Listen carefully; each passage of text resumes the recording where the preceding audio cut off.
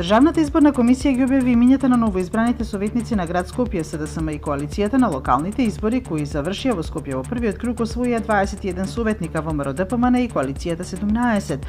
На веб страницата на ДИК се објавени составите на советите во 45 општини, каде што изборите завршија во првиот круг. ДИК соопшти дека истече и рокот за приговори, при што до комисијата пристигнале 24 од партиите и 59 од граѓаните.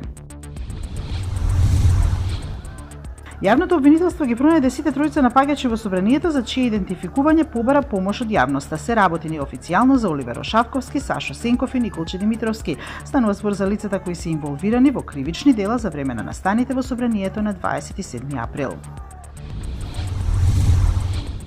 Џорџ Сорос подарил 18 милијарди долари од неговото лично богатство на Фондацијата Отворено општество, со што фондацијата стана една од најголемите светски филантропски организации. Тој овие средства ги подарил на фондацијата во изминатите неколку години за да ја осигура нејзината иднина. Оваа фондација е втора најголема приватна фондација по фондацијата на Бил и Мелинда Гейтс. Фондацијата Отворено општество работи преку мрежа од повеќе 40 фондации и канцеларии во земји од Авганистан до Јужна Африка.